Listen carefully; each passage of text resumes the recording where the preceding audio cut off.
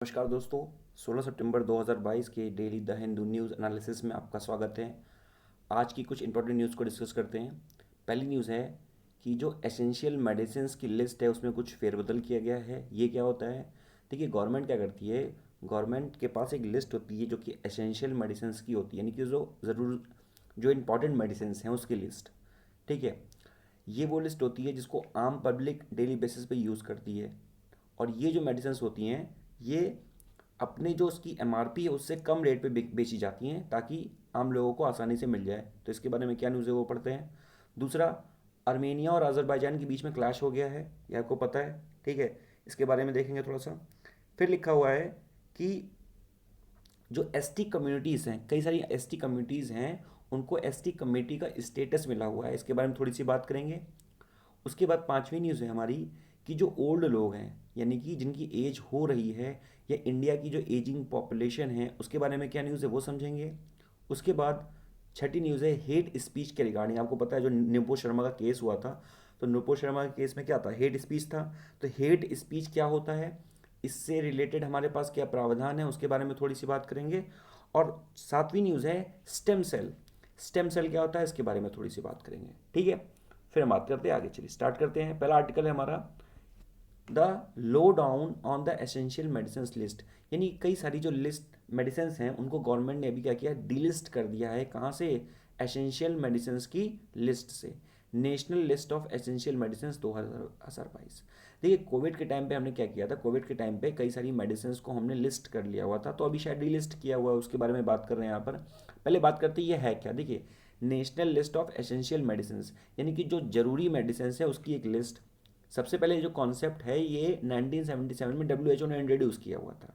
ठीक है, उसके बाद अगर हम इंडिया की बात करें तो इंडिया में कॉन्सेप्ट कब आया, तो इंडिया में कॉन्सेप्ट आया 1966 में।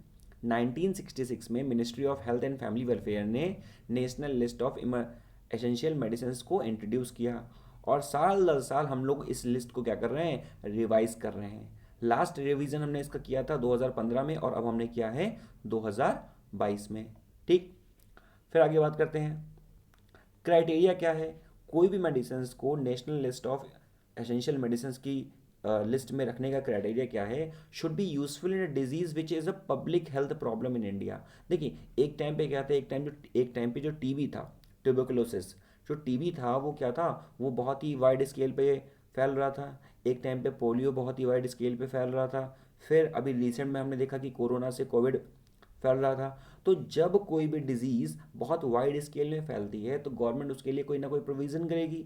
अगर उसकी जो मेडिसिन हैं वो बहुत महंगी होंगी तो क्या होगा भाई, वो आम आदमी को ईजिली अवेलेबल नहीं हो पाएंगी। ठीक है, तो इसी वजह से क्या होगा, उसको national list of essential medicine की कैटेगरी में रख दिया जाएगा, और चीज़ें वो क्या होंगी, आसानी से मुहैया हो जाएंगी और कम दाम पे हो जाएंगी। ठीक है, तो वो जो चीज़ है, यानी कि जो मेडिस जो जिस डिज़ीज़ की वो जो मेडिसिन है, वो जो डिज़ीज़ है वो पब्लिक हेल्थ प्रॉब्लम होनी चाहिए एक वाइड स्केल पे। ठीक है, उसके बाद should be licensed approved by the DGCA, यानी कि जो भी डिजीज जो भी दवा है वो डीजीसीए, यानी कि drug control general of India. हमको पता है जब भी किसी दवा का जो अप्रूवल होता है वो उसको मिलता है तो कहाँ से मिलता है, डीजीसीआई से मिलता है। ठीक है, drug control general of India से मिलता है। कोविड 19 में भी जब मॉडर्ना वैक्सीन बन रही थी और जो वैक्सीन जो बन रही थी कोविडशील्ड, तो उसका जो अप्रूवल किसने दे रहा था, उसका अप्रूवल दिया था डीजीसीआई ने।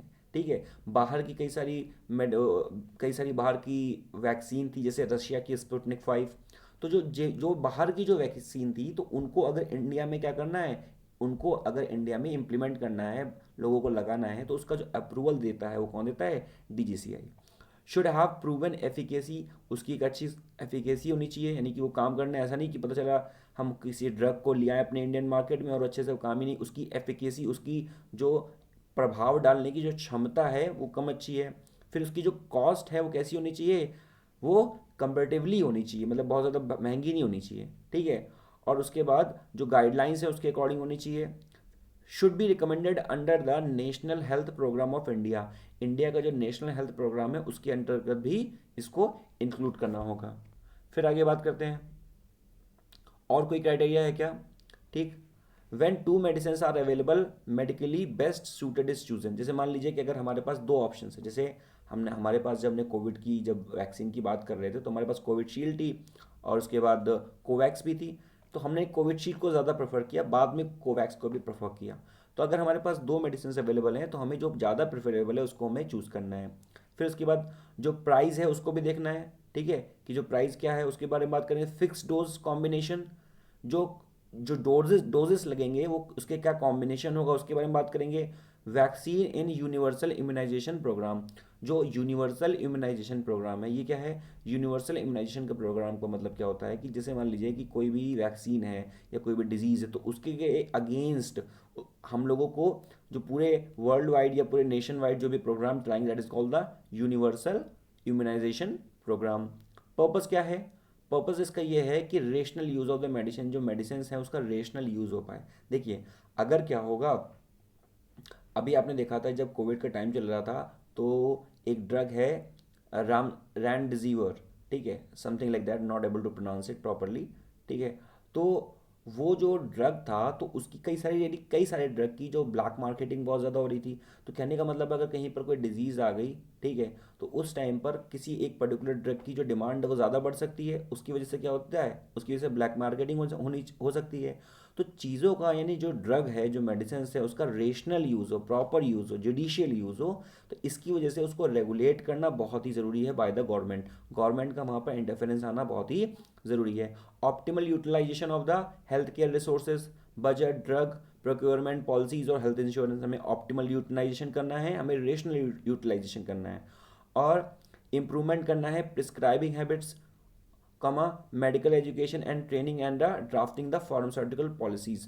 देखिए अगर अपने पूरे फार्मास्यूटिकल सेक्टर की बात करें तो बहुत ही अनऑर्गेनाइज्ड सेक्टर कह सकते हैं, क्योंकि जो फार्मा सेक्टर है उस पर गवर्नमेंट का बहुत ज़्यादा कंट्रोल नहीं है। जैसे गवर्नमेंट ने कहा कि ये भी हमें जेनरिक मेडिसिन को प्रपोज करना है, उसको प्रमोट करना है, उसके प्रोलिफरेशन करना है, पर क्या हो रहा है, कोई भी डॉक्टर जेनरिक मेडिसिन लिख ही नहीं रहा है, ठीक है, क्योंकि उसमें उसका मार्जिन नहीं बचता। तो ये काफ़ी क्या है, ये अनप्रडिक्टेबल सेक्टर है। फिर अगर थोड़ी सी और बात करें यहाँ पर आर्मेनिया और अजरबैजान की क्लैश की, तो इसमें कुछ है नहीं। देखिए आर्मेनिया और अजरबैजान के क्लैश में सिर्फ आपको इतना समझना है कि ये दोनों पहले रशिया के पार्ट थे। उसके बाद इसमें यहाँ पर ये जो एरिया आपको दिखाई पड़ रहा है ये एरिया ये है आपका नगर्नो काराबाख। तो बेसिकली ये एरिया ऐसा समझ लिया अभी इंडिया पाकिस्तान की तरह है, ठीक है, और ये जो एरिया ये कॉमन एरिया है और इसी को लेकर डिस्प्यूट दोनों के बीच में चल रहा है। आगे न्यूज़ की बात करते हैं फिर। देखिए ये न्यूज़ क्या है, कई सारी जो एसटी कम्युनिटीज़ हैं उनको एसटी कम्युनिटीज़ की लिस्ट में इंक्लूड किया गया है। अब आपको पता है कि जो एसटी कम्युनिटीज़ का जो स्टेटस है तो वो कहीं ना कहीं राज्य सरकारें देती हैं, ठीक है, लेकिन फिर भी यहाँ पे कैबिनेट का इंटरफेरेंस क्यों है पहले तो ये समझेंगे हम। कैबिनेट का इंटरफेरेंस इसलिए है क्योंकि आपको पता है कई सारी जो जॉब्स निकलती हैं वो सेंट्रल गवर्नमेंट की जॉब भी निकलती हैं, तो इसलिए अगर एसटी का जो स्टेटस है वो सेंट्रल गवर्नमेंट के लिए भी इंपॉर्टेंट होता है, ठीक। दूसरी चीज़, अगर आप एसटी कम्युनिटी के हैं, ठीक है, बट इवन आपके पास सपोज आपके पास एसटी कम्युनिटी का स्टेटस है, मतलब आप एसटी कम्युनिटी को बिलोंग करते हैं पर आपके पास कोई सर्टिफिकेट नहीं है। भाई हमारे यहाँ पे क्या, जैसे मान लीजिए किसी ने व्यक्ति ने कहा कि मेरा नाम राहुल है, ठीक है, तो राहुल उसका नाम है, ये कैसे पता चलेगा, कहीं ना कहीं कोई आइडेंटिटी कार्ड होगा जिससे पता चलेगा उसका नाम राहुल है। उसी तरह से आप एसटी कम्युनिटी को बिलोंग करते हैं सिर्फ इतना ही इंपॉर्टेंट नहीं है, हर एसटी कम्युनिटी को के मेंबर को या हर एससी किसी भी कम्युनिटी के मेंबर को उसका एक सर्टिफिकेट उसके पास उसको प्रोवाइड कराना बहुत ज़रूरी है, ठीक है। अदरवाइज वो अपनी कम्युनिटी में जो उसके कम्युनिटी को जो भी लाभ दिए जा रहे हैं, जो प्रॉफिट्स दिए जा रहे हैं वो उसको अवेल नहीं कर पाएगा, ठीक है। फिर आगे बात करते हैं, जस्ट मिनट। फिर आगे बात करते हैं यहाँ पर कि हमने एसटी कम्युनिटी के लिए क्या क्या पॉलिटिकल सेफ गार्ड्स किए हुए हैं, ठीक है। देखिए अगर मैं एससी और एसटी दो कम्युनिटीज़ के बारे में बात करूँ तो एससी कम्युनिटीज़ होती हैं हमारी शेड्यूल कास्ट और एसटी कम्युनिटीज़ होती हैं schedule tribes. Schedule caste community देखा जाए तो थोड़ा सा प्रिविलेज्ड क्लास में है in compare to ST. ST communities अभी भी बहुत ही अनप्रिविलेज्ड क्लास में हैं, वो काफ़ी ज़्यादा डिस्टिंक्शन को मेंटेन करके रखते हैं और अपना उनका एक अलग कल्चर होता है और कई सारी चीज़ें हैं। अगर पॉलिटिकल टर्म्स में बात करें तो आर्टिकल 243D जो है वो रिजर्वेशन की बात करता है सीट्स में एसटी कम्युनिटीज़ के लिए, कहाँ पर, पंचायत में। 243T बात करता है रिजर्वेशन एसटी कम्युनिटीज़ के लिए म्यूनसिपालिटी में, क्योंकि आपको पता है जो आर्टिकल 243 है ये कहीं ना कहीं पंचायत और म्यूनसिपालिटीज़ से रिलेटेड है। आर्टिकल जो 330 है ये रिजर्वेशन की बात करता है seats of schedule caste and schedule tribes in the house of the people, यानी कि लोकसभा में आर्टिकल 330 ये हाउस ऑफ द पीपल में शेड्यूल ट्राइब्स और शेड्यूल कास्ट के रिजर्वेशन की बात करता है। और आर्टिकल 332 बात करता है seats of schedule caste and schedule tribes, ठीक, सिर्फ सिंपल रिजर्वेशन की बात करता है।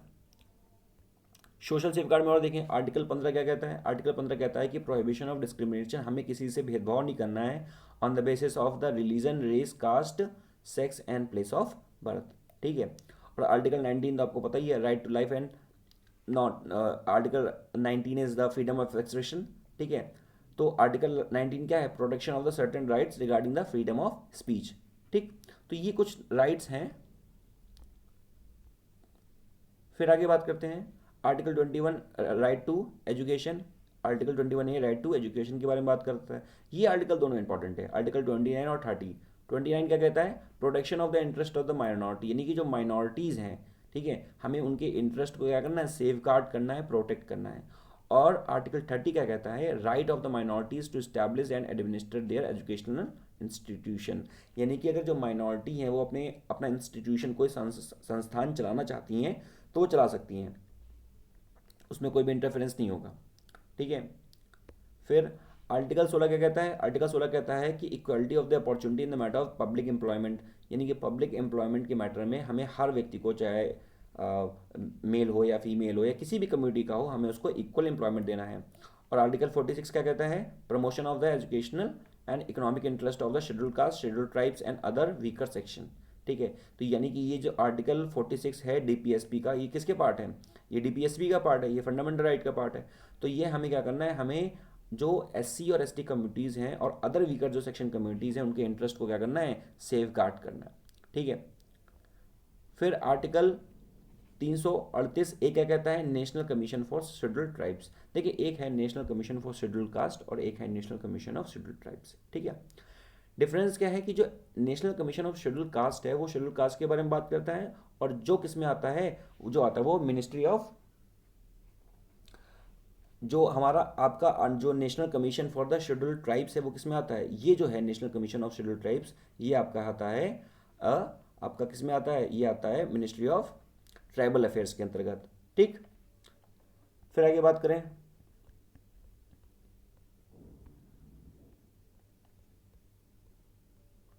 Future of the old time, ये क्या है, future of the old time क्या है भैया, इसमें बताया गया है कि जैसे जैसे हमारी जो जनरेशन है बूढ़ी हो रही है, ठीक है, तो वैसे वैसे उनको क्या क्या प्रॉब्लम्स हो रही हैं, और हमारे कॉन्स्टिट्यूशन, हमारे संविधान में क्या क्या उनके लिए प्रावधान लिख के रखे हैं, उसके बारे में थोड़ी सी बात कर रहे हैं, ठीक है।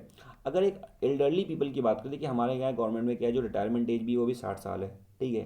तो एल्डरली की बात करें तो हमारे यहाँ जो, अगर कोई व्यक्ति 60 साल का हो गया तो उसे हम एल्डर मान लेते हैं, ठीक है। 2011 तक जो एल्डर जो पॉपुलेशन थी वो कितनी थी, 9% थी, जो कि 2036 तक कितना हो जाएगा, 18 तक हो जाएगा, ठीक। फिर हम बात करें कि ओल्ड जो पॉपुलेशन बढ़ रही है इसके रीजंस क्या हैं, रीज़न क्या है कि लो फर्टिलिटी रेट है, ठीक है।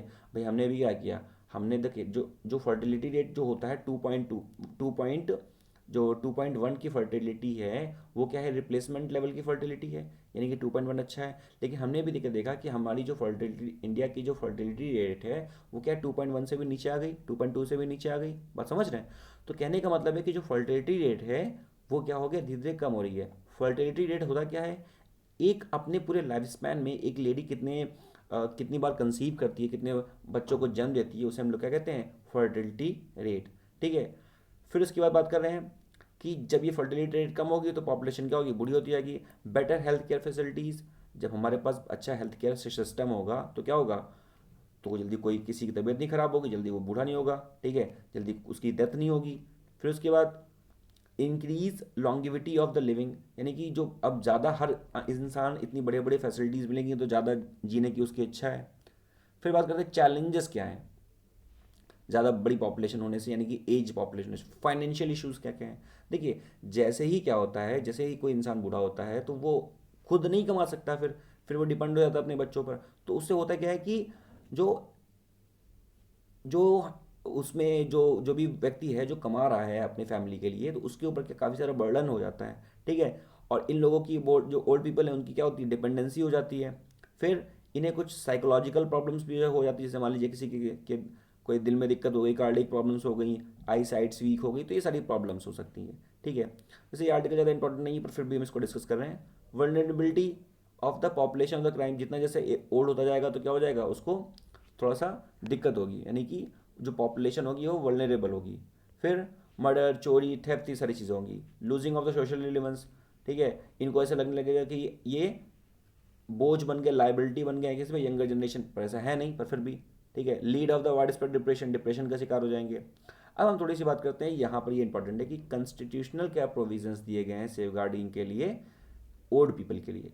देखिए, आर्टिकल 41 और आर्टिकल 46 हमारे क्या कहता है, पहले आर्टिकल 41 पढ़ते हैं। 41 लिखा कहता है कि right to work, education, to public assistance in certain cases, यानी कि हमें अधिकार दिए गए हैं डीपीएसपी के अंतर्गत, राइट टू वर्क काम करने का अधिकार, शिक्षा का अधिकार, और to public assistance in certain cases, यानी कि पब्लिक का जो असिस्टेंस करना है, उनकी सहायता करना है, उसके बारे में बात करते हैं। अगर 46 के बारे में बात करते हैं, 46 क्या कहता है, promotion of the educational and the economic interest of the SC ST and other weaker section, तो हमें जो अदर वीकर सेक्शन है उनके भी इंटरेस्ट को क्या करना है, सेफ गार्ड करना है, ठीक है। ये दो बैकिंग दी गई है डीपीएसपी में। नाउ लीगल सेफ गार्ड, एक और लीगल सेफ गार्ड दिया गया हुआ है कि maintenance and the welfare of the parent and the social senior citizen act of 2007, यानी कि 2007 में सीनियर सिटीजन एक्ट आया था, ठीक है, जिसके अंतर्गत भी जो सीनियर सिटीजन हैं उनको कवर किया गया है। आगे बात करें, गवर्नमेंट ने क्या क्या स्कीम चला के रखी है, ये इंपॉर्टेंट है थोड़ा सीनियर सिटीजन्स के लिए। पहला है नेशनल सोशल असिस्टेंस प्रोग्राम चलाया गया हुआ है, जिसमें जिसमें बिलो पॉवर्टी लाइन में जो फैमिलीज़ हैं उनको काफ़ी सारी हेल्प दी गई है। उसके बाद हमको पता है कि अटल पेंशन योजना चलाई गई है 2015 में। फिर उसके बाद इसका ऑब्जेक्टिव क्या है, create a universal social security system for all in India, यानी कि सबके लिए क्या करना है, सोशल सिक्योरिटी सिस्टम को एक क्रिएट करना है। फिर राष्ट्रीय वयोश्री योजना ये चलाया गया है। प्रधानमंत्री वाय वंदना योजना ये चलाया गया है। और उसके बाद सेज पोर्टल, सेज पोर्टल क्या है, senior care ageing growth engine, ठीक, इनिशिएटिव। ये सेज पोर्टल किसके लिए चलाया गया है, ओल्ड पीपल के लिए चलाया गया है। फिर आगे बात करें, हेट स्पीच। हेट स्पीच क्या है, आपको पता है अभी नुपुर शर्मा केस भी हुआ था। हेट स्पीच क्या है कि आप अगर किसी भी अदर रिलीजन के बारे में कोई ऐसा बैड कमेंट, कोई ऐसा रिमार्क पास करते हैं दैट वो काफ़ी डेरोगेटरी होता है, तो that comes under the hate speech, okay. फिर हम बात करते हैं मॉडल कोड ऑफ कंडक्ट क्या होता है। देखिए, आपको पता है जब भी इलेक्शन होने वाला होता है तो इलेक्शन होने से पहले क्या होता है कि जो सारा स्टेट होता है वहाँ पर कई सारे नियम लगा दिए जाते हैं कि आप ये नहीं कर सकते, कैंपेनिंग नहीं कर सकते, ठीक है, और रैलियाँ नहीं निकाल सकते, 10 लोग एक साथ खड़े नहीं हो सकते हैं। तो ये सारी चीज़ें किस में आती हैं, ये आती है मॉडल कोड ऑफ कंडक्ट में आती हैं, ठीक है। मॉडल कोड ऑफ कंडक्ट का जो इवॉल्व हुआ था वो सारी पॉलिटिकल पार्टी एक साथ आके कंसेंसस किया, उन्होंने सहमति जताई, तो मॉडल कोड ऑफ कंडक्ट का इजाद हुआ था, ठीक है। पर दिक्कत यह है कि जो मॉडल कोड ऑफ कंडक्ट है इसको कोई कोई बैकिंग नहीं है, ठीक है, स्टैट्यूटरी बैकिंग नहीं है। मैंने कहा स्टैट्यूटरी बैकिंग क्या होता है, कोई लॉ नहीं है इसके रिगार्डिंग, ठीक। आगे बात करें, what happens when the model code of conduct are violated. अगर मॉडल कोड ऑफ कंडक्ट है उसको अगर किसी ने वॉयलेट कर दिया है तो उसकी बैकिंग क्या है, यानी कि उसकी लीगल बैकिंग क्या है कि कहाँ से हम उसके ऊपर केस को फाइल कर सकते हैं, ठीक है। देखिए, अगर बात करें कि लीगल बैकिंग के बारे में तो तीन चीज़ें तो आपको पता है, जैसे यहाँ पे लिखा हुआ है आईपीसी, इंडियन पिनल कोड 1860 में आया था, ठीक है। फिर CrPC 1973 and representation of the people act of 1951। सो इन तीन एक्ट से क्या होता है, इन तीन एक्ट से हमारा जो लीगल सिस्टम है ये पावर लेता है। फिर उसके अलावा भी एक केस हुआ था क्या, अभिराम सिंह केस। इसमें क्या बताया गया था कि आप रिलीजन, कास्ट और रेस या किसी कम्युनिटी के मामले से, यानी किसी कम्युनिटी को बोलकर आप वोट नहीं ले सकते, ठीक है। तो ये रिप्रेजेंटेशन ऑफ पीपल एक्ट 1951 के अंतर्गत आया था। फिर आगे बात करें, सो फ्रेंड्स, आज के लिए हमारा इतना ही आर्टिकल है। इसके बाद मैं आपके लिए एक वीडियो लेके आऊँगा द हिंदू विजन आईएएस की, जिसमें हम बात करेंगे विजन आईएएस की महत्वपूर्ण करंट अफेयर्स के बारे में। So till then take care, good bye, thank you.